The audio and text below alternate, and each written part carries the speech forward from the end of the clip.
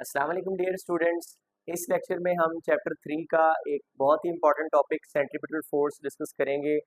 सबसे पहले ये जो वर्ड है सेंट्रीपिटल, इसके मीनिंग से हम स्टार्ट कर लेते हैं। It is a combination of two words, centri and petal. Centri का मतलब होता है सेंटर और पिटल का मतलब होता है टूवर्ड्स, और फोर्स मतलब एक ऐसी फोर्स जो टूवर्ड्स द सेंटर है। तो वर्ड देख लें आप, सेंट्री का मीन है सेंटर और पिटल वर्ड का मतलब है टूवर्ड्स। अब अगर आप इसको कंबाइन कर लें तो इसका ये मतलब बनता है कि सेंट्रीपिटल फोर्स एक ऐसी फोर्स है that is directed towards the centre. ऐसी force that is always directed towards the centre, या इसको आप दूसरा जो इसका नेम है इसको आप सेंटर सीकिंग फोर्स भी कह सकते हैं। तो या आप यूं कह लें कि सेंटर डायरेक्टेड फोर्स। मतलब ये डिफरेंट वेज हैं जिससे आप सेंट्रीपिटल फोर्स को अंडरस्टैंड कर सकते हैं। सो ये हमने बात कर ली है कि सेंट्रीपिटल फोर्स का मतलब क्या है। सेंट्री अगेन से आप देख लें, सेंटर, पिटल मींस टूवर्ड्स। तो ऐसी फोर्स जो हमेशा सेंटर डायरेक्टेड रहती है इसको सेंट्रीपिटल फोर्स कहा जाता है। एग्जाम्पल आप इसकी देखिए। एग्जाम्पल ये है बच्चों के, हम एक स्टोन को एक स्ट्रिंग के साथ टाई कर लेते हैं। ये लेट्स से एक स्टोन है, इसको हमने एक स्ट्रिंग के साथ टाई कर लिया और that is let's say the radius of the circle ये बन जाएगा। और हम इसको इस तरह से एक सर्कल में रोटेट करवा लें, यानी कि इस वे में आप जब इसे रोटेट करवाएंगे तो इस दौरान लेट्स से किसी भी पॉइंट के ऊपर अगर ये स्ट्रिंग ब्रेक हो जाती है किसी भी पॉइंट के ऊपर, तो आप देखेंगे ये जो मैस है, ये जो स्टोन है जो हमने स्ट्रिंग के साथ टाई किया हुआ है, ये along the tangent direction move कर जाएगा। मीन टू से अगर ऐसे रोटेट करते हुए किसी भी डिफरेंट पॉइंट के ऊपर, लेट्स से कहीं इस पॉइंट के ऊपर जो है ये ब्रेक कर जाता है, लेट्स से यहाँ पे इस पॉइंट के ऊपर जब ये स्टोन आता है तो स्ट्रिंग ब्रेक हो जाती है। जैसे ही ब्रेक होगी तो आप ये देखेंगे कि यहाँ से टेंजेंट डायरेक्शन में ये स्टोन हमारा मूव कर जाएगा अगर स्ट्रिंग ब्रेक हो जाती है। यानी कि वही स्टोन अगर स्ट्रिंग ब्रेक होगी तो कहीं इस टेंजेंट डायरेक्शन में मूव कर जाएगा। इसका ये मतलब है कि इसको किसी फोर्स ने पहले ग्रिप किया हुआ था, इसको कोई फोर्स थी जिसने स्टॉप करवाया हुआ था और सर्कल में रोटेट करवा रही थी। अब डियर स्टूडेंट्स, वो फोर्स जिसने इस स्टोन को इस सर्कुलर पाथ के अंदर रोटेट करवाया हुआ था कॉन्टिन्यूसली, या इसको इसके स्ट्रेट पाथ को सर्कुलर पाथ में कन्वर्ट करवाया हुआ था, इस फोर्स का नेम है सेंट्रीपिटल फोर्स। सो यहीं से हम इसकी डेफिनेशन लिख सकते हैं।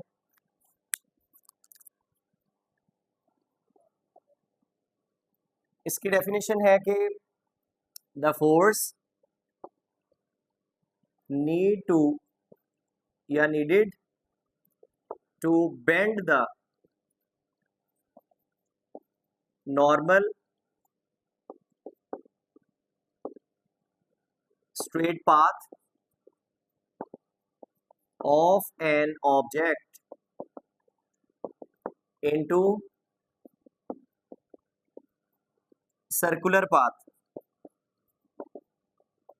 So dear students, वो फोर्स जैसे देखिए, ऐसी फोर्स जो बॉडी के लिए हमें चाहिए क्या करने के लिए, इसके पाथ को बेंड करने के लिए, मोड़ने के लिए। कौन से पाथ में? नॉर्मल स्ट्रेट पाथ को एक ऐसे पाथ में इनटू सर्कुलर पाथ। ऐसी फोर्स जो एक ऑब्जेक्ट के नॉर्मल स्ट्रेट पाथ को सर्कुलर पाथ में बेंड करने के लिए चाहिए, इसको सेंट्रीपिटल फोर्स कहा जाता है। अब अगर हम इसके फार्मूला की बात करें, सो डियर स्टूडेंट्स, इसका फार्मूला, इसको सेंट्रीपिटल फोर्स को रिप्रेजेंट किया जाता है एफ सी से। So F C is equal to M V square divide by R. This is the formula of centripetal force. चूंकि ये एक फोर्स है और आपको ये बता दिया गया है कि ये कैसी फोर्स है, it is centre seeking force या ये सेंटर डायरेक्टेड फोर्स होती है हमेशा। सो इसकी डायरेक्शन जो है ये ऑलवेज सेंटर डायरेक्टेड होगी। सो एफ सी की डायरेक्शन किधर है, directed towards the centre. Further आप देखिए, अगर हम इसके एसआई यूनिट की बात करें, क्योंकि ये फोर्स है तो फोर्स का एसआई यूनिट न्यूटन, और अगर आप न्यूटन देखें तो न्यूटन किसके इक्वल होता है, 1 न्यूटन इक्वल होता है किलोग्राम मीटर पर सेकंड स्क्वायर। यहीं से आप इसकी डायमेंशन भी लिख सकते हैं। किलोग्राम मैस है, मैस की डायमेंशन होगी कैपिटल एम, मीटर लेंथ को शो कर रहा है so capital L, second time को शो कर रहा है so capital T power -2 with in square brackets. So this is the dimension of centripetal force. अब डियर स्टूडेंट्स, हम कुछ एग्जांपल्स की बात करते हैं।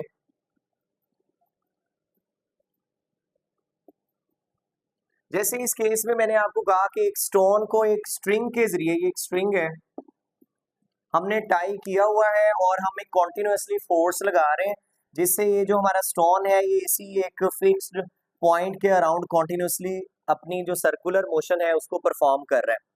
तो इस केस में कौन सा ऐसी फोर्स है या कौन सी ऐसी चीज है जो इस स्टोन को सर्कल के अंदर रोटेट करवा रही है।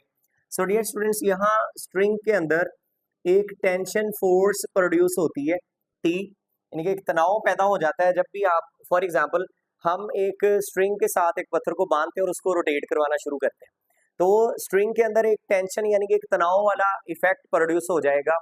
वही तनाव वाला इफेक्ट यहाँ पे सेंट्रीपिटल फोर्स का रोल प्ले कर रहा होता है। तो याद रखिए, अगर हम इस केस की बात करें, अगर हम फर्स्ट एग्जांपल देखें कि when stone is wheeled in a circle, जब आप एक पत्थर को घुमाते हैं एक सर्कल में with the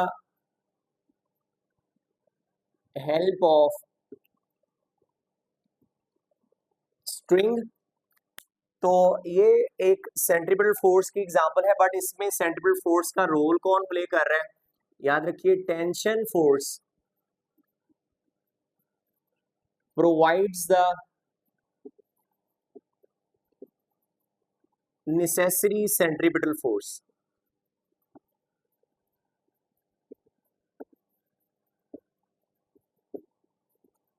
और ये हमने टेंशन फोर्स किसके लिए कहा है, इन स्ट्रिंग। तो जो स्ट्रिंग के अंदर टेंशन फोर्स है वही सेंट्रीपिटल फोर्स का रोल प्ले कर रही है।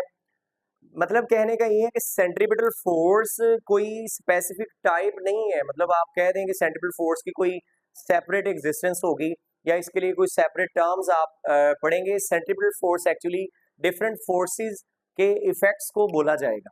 अगर कोई फोर्स हमारी बॉडी को सर्कल में रोटेट करवाना शुरू कर दे, जैसे इन दैट केस जो tension force in the string है वो हमारे स्टोन को सर्कल में रोटेट करवा रही है, so tension force in the string is centripetal force. इसी तरह अगर हम सेकंड एग्जांपल की बात करें, सेकंड एग्जांपल आप ले लीजिए, जैसे इलेक्ट्रॉन रिवॉल्व कर रहे होते हैं, electron revolves around the nucleus. इस केस में अगर आप देखें तो जो इलेक्ट्रॉन्स की हम बात कर रहे हैं, ये देखिए सेंटर में न्यूक्लियस है, इसके ऊपर पॉजिटिव चार्ज होता है और यहाँ डिफरेंट ऑर्बिट्स में जो इलेक्ट्रॉन्स हैं रिवॉल्व कर रहे होते हैं। तो इस केस में अगर आप देखें इलेक्ट्रॉन पे नेगेटिव चार्ज है, न्यूक्लियस पे पॉजिटिव चार्ज है, तो इन दोनों के बिटवीन एक कूलम फोर्स एग्जिस्ट कर रही होती है, कूलम फोर्स ऑफ अट्रैक्शन, जो सेंट्रीपिटल फोर्स प्रोवाइड करती है। सो इन दैट केस अगर आप देखें, जो कूलम्स फोर्स है provides the centripetal force, Fc represents centripetal force। तो अगेन से आपको फिर से आइडिया हो गया कि सेंट्रीपिटल फोर्स यहाँ और फॉर्म में एग्जिस्ट कर रही है। थर्ड एग्जांपल आप देखिए कि जब सैटेलाइट अर्थ के अराउंड रिवॉल्व कर रहे होते हैं, सैटेलाइट्स revolves around the अर्थ, इस केस में सेंट्रीपिटल फोर्स का रोल कौन प्ले कर रहा है? अर्थ से हमने कुछ सर्टेन हाइट पे सैटेलाइट्स को लॉन्च किया होता है और ये इस तरह से कॉन्टिन्यूसली अर्थ के अराउंड रिवॉल्व करते रहते हैं। वजह क्या है? देखिए, अर्थ का मैस है कैपिटल एम, सैटेलाइट का लेट्स से स्मॉल एम, तो इन दोनों के बिटवीन जो ग्रेविटेशनल फोर्स है, gravitational force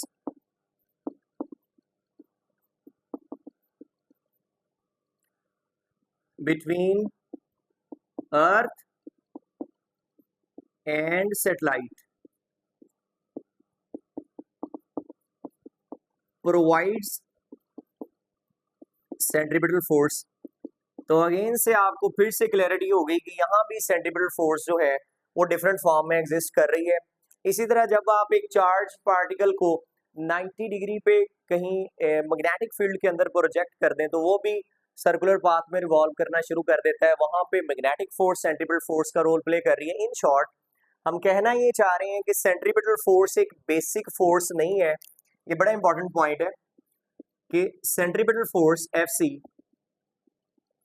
is not a basic force, ये कोई बेसिक फोर्स नहीं है बल्कि ये डिफरेंट फॉर्म्स ऑफ फोर्सेस हैं। एक और एग्जांपल चलें आपको इसी के लिए प्रोवाइड कर देते हैं कि जब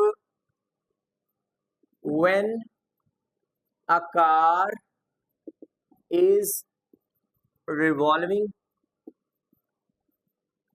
around a circular path, जब एक कार एक सर्कुलर पाथ के ऊपर रिवॉल्व कर रही होती है तो इस सिचुएशन में सेंट्रीपिटल फोर्स कौन प्रोवाइड कर रहा होता है? एग्जांपल क्लियर है कि लेट्स से एक सर्कुलर पाथ है और ये एक लेट्स से कार है जो इसके ऊपर मूव कर रही है इस सर्कुलर पाथ के ऊपर। तो इस सिनेरियो में जो फोर्स ऑफ फ्रिक्शन है, frictional force between road and tyre, ये प्रोवाइड कर रहे होते हैं, provides the necessary centripetal force. So ये बहुत सारे कॉन्सेप्ट्स हैं जिसको आप मल्टीपल वेज में अंडरस्टैंड कर सकते हैं। तो ये सारी एग्जांपल्स ये जस्टिफाई कर रही हैं कि centripetal force is not a basic force. बहुत इंपॉर्टेंट पॉइंट है, सेंट्रीपिटल फोर्स की डिफरेंट फॉर्म्स होती हैं और डिफरेंट फॉर्म में ये आपको मिलेगी। तो इसके बाद ये स्टूडेंट्स हमने एक बहुत ही इंपॉर्टेंट टर्म सीखनी है, सेंट्रीपिटल एक्सेलरेशन। तो यहाँ तक जल्दी से अपने नोट्स बना लीजिए। नेक्स्ट हम सीखेंगे सेंट्रीपिटल एक्सेलरेशन।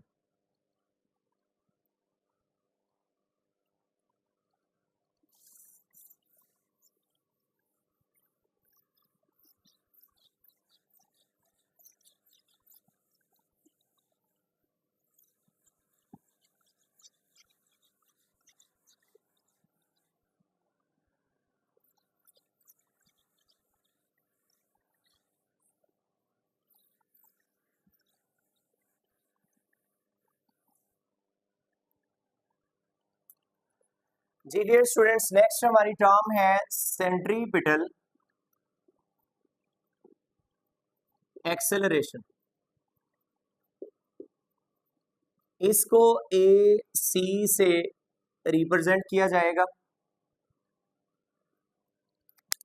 डेफिनेशन क्या है इसकी कि the instantaneous acceleration in the body या in an object moving with uniform speed in a circle is directed towards the center of circle and is called centripetal acceleration. जी dear students, जब भी कोई body circle में rotate कर रही होती है तो at any instant of time, किसी भी लम्हे में अगर आप उस ऑब्जेक्ट के अंदर एक्सेलरेशन देखेंगे जो कि हमेशा अगेन से सेंटर डायरेक्टेड होगा, क्योंकि सेंट्रीपिटल फोर्स बॉडी को हमेशा सेंटर की तरफ पुल करके रखती है, तो जिधर फोर्स होगी वहीं पे एक्सेलरेशन होगा। तो ये जो एक्सेलरेशन होता है इसको सेंट्रीपिटल एक्सेलरेशन कहा जाता है, ये इसकी डेफिनेशन है। और इसका फार्मूला डेरिवेशन नहीं है आपको गिवन, आपने सिंपल कॉन्सेप्ट को फॉलो करना है। Centripetal acceleration is AC is equal to V square divide by R। अब ये इसका है जनरल फार्मूला, इसको आप फर्दर इलेबोरेट कर सकते हैं, जैसा कि हमने लीनियर और एंगुलर वेरिएबल्स का रिलेशन सीखा हुआ है, V is equal to R omega. तो आप इस V को रिप्लेस कर दीजिए R ओमेगा से, सो यही रिजल्ट आपका बन जाएगा R ओमेगा, चूंकि स्क्वायर है so separate square divide by R। यहां से ये कैंसल आउट हो गया, रिजल्ट आपको मिला R omega square. Dear students, further हम ये बात जानते हैं कि जो ओमेगा वैल्यू है ये थीटा डिवाइड बाय टी के इक्वल होती है, और एक कंप्लीट सर्कल के लिए हमने ये रिजल्ट देखा था कि जो थीटा है ये इक्वल होता है 2 पाई रेडियंस के, और स्मॉल डी को आप फिर कैपिटल टी लिख सकते हैं। तो ओमेगा स्क्वायर की जगह ये वैल्यू रिप्लेस हो जाएगी, सो R omega square is simply 2 पाई का स्क्वायर इज 4 पाई स्क्वायर, और टी का स्क्वायर आप सिंपल लिखते हैं सो बाय टी स्क्वायर। अब यहाँ से फर्दर एक रिजल्ट और हम बना सकते हैं, चूंकि हम ये बात जानते हैं कि 1 बाई टी एक्चुअली एफ के इक्वल होता है, यानी कि फ्रीक्वेंसी और टाइम पीरियड एक दूसरे का रेसिप्रोकल होते हैं। सो अगर हम एफ स्क्वायर की वैल्यू निकाल लें तो ये आप 1 का स्क्वायर 1 ही रहेगा, तो 1 बाई टी स्क्वायर। इसका ये मतलब हुआ कि ये जो 1 बाई टी स्क्वायर है fractional part T square 1 by T square, इसकी जगह आप एफ स्क्वायर लिख सकते हैं। तो सेंट्रीपिटल एक्सेलरेशन का ये फार्मूला भी हो सकता है R 4 pi square and 1 by T square is simply F square. So ये डिफरेंट फॉर्म्स है सेंट्रीपिटल एक्सेलरेशन की, आप यूं भी लिख सकते हैं, ये एंगुलर फॉर्म में हो गया रिजल्ट, इसमें ये टाइम पीरियड हमने इंट्रोड्यूस करवा दिया। अगर हम इसकी डायरेक्शन की बात करें तो बाय डायग्राम समझते हैं direction of centripetal acceleration. Dear students, again से अज्यूम कर लेते हैं कि एक बॉडी वो सर्कल में रोटेट कर रही है, और लेट से वो स्टोन, जैसे हमने इनिशियल एग्जांपल में इमेजिन किया था, तो स्टोन एक पॉइंट या पार्टिकल की तरह एक्ट कर रहा है, तो सेंटर से या रेफरेंस पॉइंट से इसकी पोजीशन बताने वाला जो वेक्टर है दैट इज आर वेक्टर। और जो सेंट्रीपिटल एक्सेलरेशन है ये आपको पता है कि सेंटर डायरेक्टेड होगा हमेशा, सिंपली सेंटर डायरेक्टेड, क्योंकि सेंट्रीपिटल फोर्स भी सेंटर डायरेक्टेड होती है। सो यहाँ से अगर हम देखें डायरेक्शन निकालना बहुत इजी है, जैसे हम ये बात जानते हैं कि किसी भी वेक्टर को कैसे लिखा जाता है। सिंपली आपको एग्जांपल के लिए वेक्टर ए है लेट से, तो इसके लिए ये लिखा जाएगा, चले जनरल फॉर्म देखिए, वेक्टर इक्वल होता है G magnitude, M A G represents magnitude into direction, D I R represents direction. ये दो चीजों का कॉम्बिनेशन होता है कोई भी वेक्टर। तो सेंट्रीपिटल एक्सेलरेशन को अगर हम देखें, सेंट्रीपिटल एक्सेलरेशन है ए सी, वेक्टर नोटेशन हम लगा रहे हैं, और मैग्नीट्यूड सेंट्रीपिटल एक्सेलरेशन का सिंपल ए सी, और डायरेक्शन अगर हम देखें तो डायरेक्शन जो सेंटर से वेक्टर होगा ये आर पोजीशन वेक्टर बताएगा, यूनिट वेक्टर जो है आर यूनिट वेक्टर। अब आप देखिए ए सी की वैल्यू यहाँ से आप पुट कीजिए, ये जो आपको मैंने इनिशियली बताई है, इसको अगर आप यहाँ यूज करें तो देखिए रिजल्ट आ जाएगा A C simply equal to V square divide by R. अब आर यूनिट वेक्टर की डायरेक्शन देखिए, आप देखिए यूनिट वेक्टर आर जो पोजीशन वेक्टर था वो था फॉरवर्ड डायरेक्टेड, यानी कि सामने की तरफ, और सेंट्रीपिटल एक्सेलरेशन है बैकवर्ड डायरेक्टेड।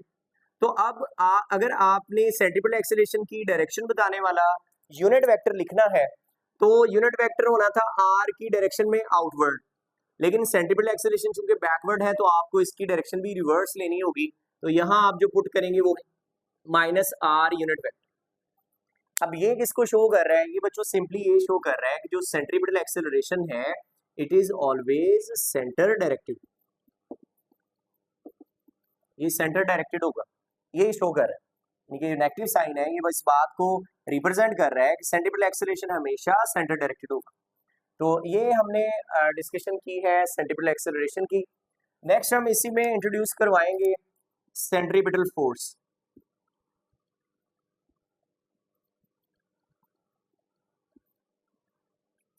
सेंट्रीपिटल फोर्स को सिंपली एफ सी से रिप्रेजेंट किया जाता है और आप इसके लिए यूज करेंगे by using second law. Second law के अकॉर्डिंग फोर्स इक्वल होती है मास इनटू एक्सेलरेशन, या आप इसको सेंट्रीपिटल फॉर्म के लिए लिखें तो F C is equal to F A C. Value put करें, so F C is equal to mass, centripetal acceleration is simply V square by R. आप इसकी वैल्यू पुट कर दें, so M V square divide by R, this is the formula of centripetal force. अब इसी को आप और modify भी कर सकते हैं। सिंपल आप ये कीजिए कि इस इक्वेशन को आप मास से मल्टीप्लाई भी कीजिए और डिवाइड भी। तो bye multiplying and dividing with m, जब हम मास से इसको मल्टीप्लाई और डिवाइड करेंगे तो यही एक्सप्रेशन हमारा थोड़ा चेंज होगा, M V square by R into mass divide by mass. अब जो मल्टीप्लाई हो रहा है इसको स्ट्रेट ऊपर ले जाइए, so m into M that is simply m square, V square as it is division में मैस इंटू आर। अब बच्चों आप देखिए कि mass into velocity that is simply momentum, p is equal to M V होता है। तो अगर m स्क्वायर वी स्क्वायर है, इसका मतलब है आप p स्क्वायर पुट कर सकते हैं। तो इसी फार्मूला को अगर आप रीमॉडिफाई करें तो centripetal force is equal to m square V square is simply p square divide by mass into r, मतलब रेडियस। सो ये सेंट्रीपिटल फोर्स का मोमेंटम की टर्म्स में आपको एक रिलेशन मिल गया है। इसको हम मजीद मॉडिफाई करके एक नया रिजल्ट भी बना सकते हैं। इसी जनरल इक्वेशन को आप अगेन से पहले हमने मल्टीप्लाई किया था मास m से, अब हम इसको मल्टीप्लाई और डिवाइड करते हैं 2 से। तो देखिए वहां एक और इम्पॉर्टेंट रिजल्ट आपको मिलेगा कि by multiplying and dividing with 2 factor से मल्टीप्लाई और डिवाइड कीजिए। फार्मूला है F C equals M V square by R, 2 से मल्टीप्लाई भी कर दिया और डिवाइड भी। अब जिससे डिवाइड किया इसको हाफ करके आप लिखते हैं, यानी कि स्टार्ट में और एम बी स्क्वायर सिंपली और 2 डिवाइड बाय आर, ये सिंपल हमने लिखा है।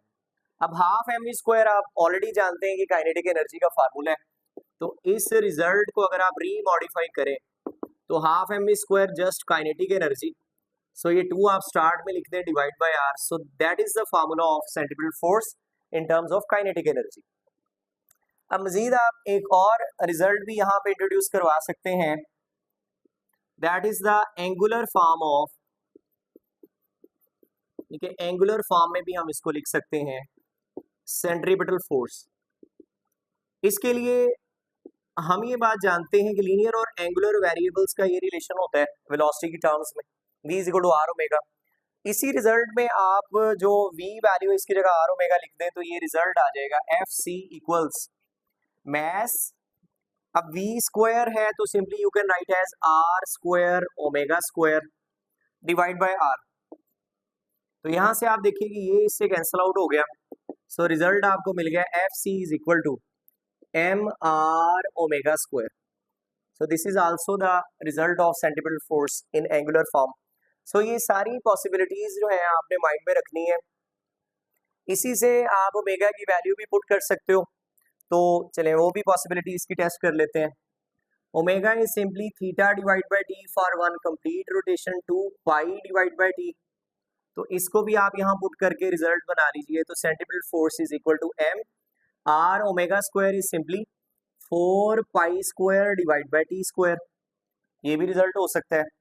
या आपको ये भी बताया हुआ है कि जो फ्रीक्वेंसी और टाइम पीरियड का रिलेशन है इनवर्स होता है, तो 1 बाई टी स्क्वायर की जगह आप एफ स्क्वायर भी लिख सकते हैं। तो ये रिजल्ट यूं भी हो सकता है mr4 pi square into F square.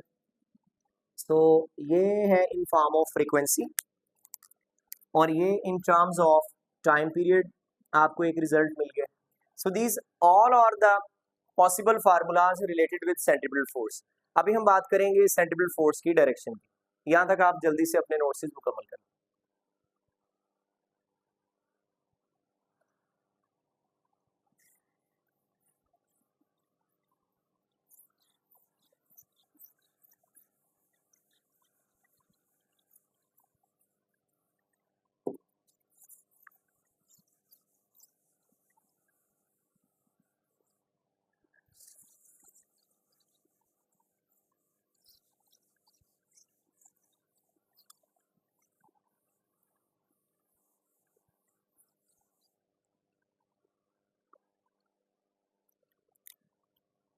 जी डियर स्टूडेंट्स, अगर हम डायरेक्शन की बात करें,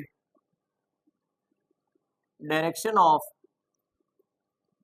सेंट्रीपिटल फोर्स, अगेन से आप कंसिडर कर लीजिए कि एक बॉडी है जो सर्कल में रोटेट कर रही है। तो सेंटर से अगर हम इसका पोजीशन वेक्टर ड्रॉ करें, लेट्स से वो स्टोन है, तो सेंटर से जो पोजीशन वेक्टर या रेफरेंस से जो इसकी पोजीशन बताने वाला वेक्टर है, that is position vector are.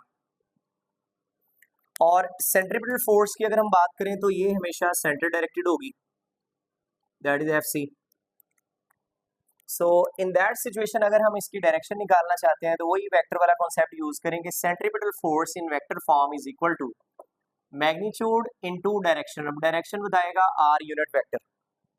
अब आर यूनिट वेक्टर के लिए अगर हम सेंट्रीपिटल फोर्स का फार्मूला यहाँ पुट करें, so that is simply M V square by are.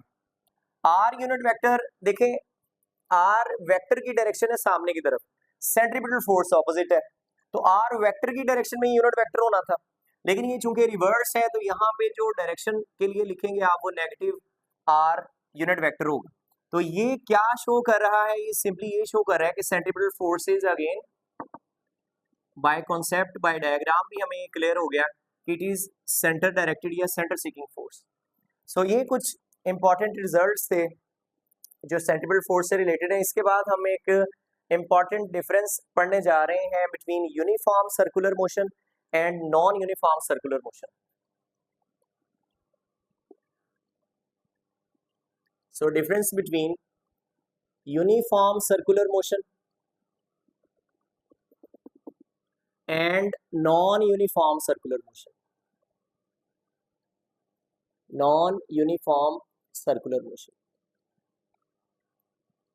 Dear students, circular motion वो होगी जिसमें velocity of the body uniform होगी, यानी कि एक बॉडी है वो सर्कल में अगर यूनिफॉर्म स्पीड से रोटेट कर रही है तो वेलोसिटी या speed of the body you can say is uniform. और जब स्पीड यूनिफॉर्म होगी तो इसका मतलब है एंगुलर वेलोसिटी भी यूनिफॉर्म होगी, और एंगुलर वेलोसिटी यूनिफॉर्म होने का ये मतलब है कि चेंज इन एंगुलर वेलोसिटी फिर जीरो होगा सिंपली। और जब change in angular velocity zero होगा तो यहाँ से नेक्स्ट जो एंगुलर वेरिएबल है वो है angular acceleration alpha, that is simply change in angular velocity per unit time. So जब डेल्टा ओमेगा जीरो होगा तो zero divide by delta T means alpha का रिजल्ट भी जीरो आ गया, लेकिन change in angular velocity zero है तो alpha that is angular acceleration ये भी जीरो आएगा। यहीं से आप इसका जो टेंजेंशियल एक्सेलरेशन है उसके लिए इक्वेशन भी निकाल सकते हैं कि tangential acceleration is equal to R alpha. अब जब अल्फा ऑलरेडी जीरो है so tangential acceleration R into zero ये भी जीरो हो जाएगा।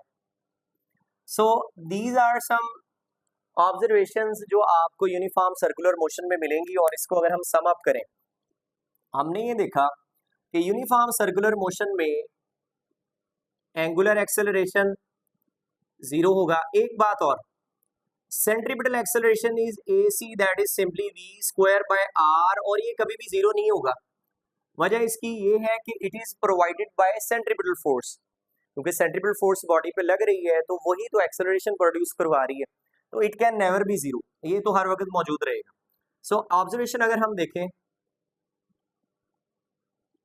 तो यूनिफॉर्म सर्कुलर मोशन में बॉडी का एंगुलर एक्सेलरेशन अल्फा 0 है, टेंजेंशियल एक्सेलरेशन 0 होगा।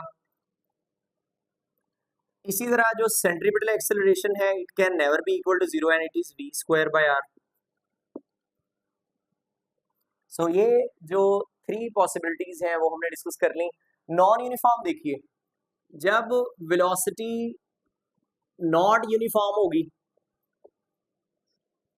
तो फिर एंगुलर वेलोसिटी भी यूनिफॉर्म नहीं होगी। जब एंगुलर वेलोसिटी यूनिफॉर्म नहीं होगी मींस फिर change in angular velocity can never be 0। जब change in angular velocity can never be 0 तो फिर according to that observation alpha is equal to delta omega by delta T होता है, तो it can also never be equal to 0। और यहीं से अगर हम देखें टेंजेंशियल एक्सेलरेशन आर अल्फा की इक्वल होता है, तो जब अल्फा 0 नहीं है तो इसका ये मतलब हुआ कि टेंजेंशियल एक्सेलरेशन भी 0 नहीं होगा। But centripetal acceleration AC is permanent, that is v square by r because it is provided by centripetal force. So ये कुछ ऑब्जर्वेशन यहाँ पे अगर हम देखें तो हमने ये कहा है कि टेंजेंशियल एक्सेलरेशन भी 0 नहीं होगा, सेंट्रिपिटल एक्सेलरेशन भी 0 नहीं होगा, जो v स्क्वायर बाय r के इक्वल है, जो कि इस केस में भी 0 नहीं था। और एंगुलर एक्सेलरेशन अल्फा ये 0 होगा, ये आपको बता दिया गया है। सॉरी नॉट इक्वल टू 0 होगा नॉन यूनिफॉर्म वाले केस में। सो ये कुछ जनरल ऑब्जर्वेशन है, इसको आपने माइंड में रखना है। एक और बहुत ही इंपॉर्टेंट पॉइंट आपके साथ शेयर करने जा रहे हैं कि लेट्स से आपको अगर नेट एक्सेलरेशन ट्रेस करना हो, कैसे ट्रेस करेंगे? अगर आपको टेंजेंशियल और सेंट्रीपिटल एक्सेलरेशन गिवन हो तो आपने इन दोनों का स्क्वायर कर लेना है और इसका ये अंडर रूट। ये जस्ट मैं लीनियर एक्सेलरेशंस की बात कर रहा हूँ, तो इस तरह से आप इसको क्लोज करेंगे। ये बहुत इंपॉर्टेंट ऑब्जर्वेशन है एमसीक्यू पॉइंट ऑफ व्यू से, इसको आप नोट डाउन कर लीजिए। अभी हम डिस्कस करेंगे इसके कुछ इंपॉर्टेंट एमसीक्यूज।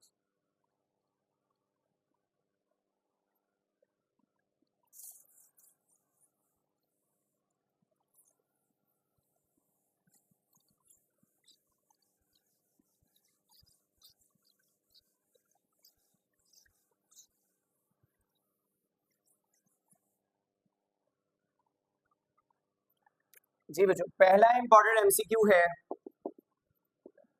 कि वर्क डन बाय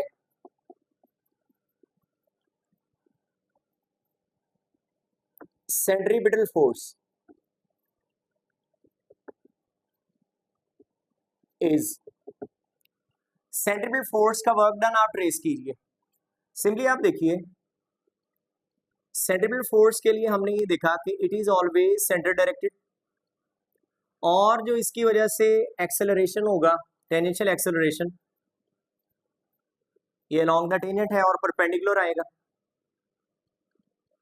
जिस डायरेक्शन में एक्सेलरेशन है तो वेलोसिटी की डायरेक्शन भी यही है, टेंजेंशियल वेलोसिटी, और इसी डायरेक्शन में ही बॉडी का डिस्प्लेसमेंट भी होता है, दैट इज टेंजेंशियल डिस्प्लेसमेंट। तो अगर आप देखें हमने जो वर्क डन निकालना होता है, यहाँ पे कोई मल्टीपल एमसीक्यूज हो सकते हैं। इसका फार्मूला होता है F D cos theta. So here theta is the angle between force and displacement, and in that case it is centripetal force and displacement is tangential displacement. So इन दोनों के between अगर आप एंगल की बात करें तो angle is cos simply 90 degree. So cos 90 0 के equal होता है, सो ये सारा रिजल्ट वेनिश हो जाएगा।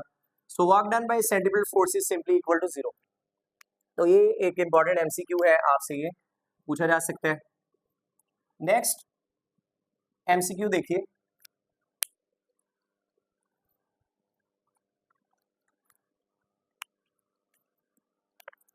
नेक्स्ट एमसीक्यू की स्टेटमेंट थोड़ी लेंथी है लेकिन इंपॉर्टेंट कॉन्सेप्ट है कि a motor car is travelling eight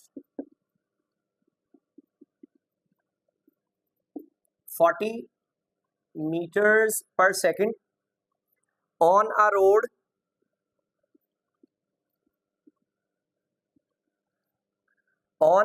with radius of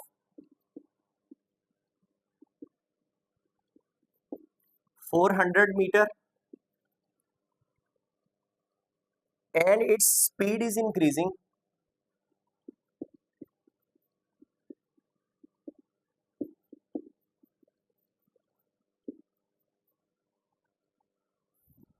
at the rate of 3 meter per second square, what will be the net acceleration? What will be the net acceleration? यहाँ पे कुछ multiple आपको MCQs दिए जा सकते हैं बच्चों। इस केस में आपको एक स्पीड गिवन है v, that is 40 metre per second, और रेडियस ऑफ सर्कल गिवन है दैट इज 400 मीटर, और ये एक एक्सेलरेशन आपको गिवन है that is simply tangential acceleration. एक रेडियस के साथ जो रिलेट करेगा वो सेंट्रीपिटल एक्सेलरेशन होगा, तो that is tangential acceleration 3 metre per second square. So net acceleration हमने ट्रेस करना है, पहले आप सेंट्रीपिटल एक्सेलरेशन निकाल लीजिए, that is simply v square by r। So v square is 40 square, radius is 400, तो 40 square is 1600, 1600 divide by 400 is simply 4 metre per second square. तो ये आपको मिल गया है सेंट्रीपिटल एक्सेलरेशन, और ये है टेंजेंशियल एक्सेलरेशन। आपको ये कहा जा रहा है कि नेट एक्सेलरेशन बताइए। अभी आपके साथ एक फार्मूला शेयर हुआ था कि net acceleration is simply tangential acceleration का स्क्वायर प्लस सेंट्रीपिटल एक्सेलरेशन का square and square root. Tangential acceleration is 3 metre per second square, so 3 square. Centripetal acceleration is 4, इसका स्क्वायर।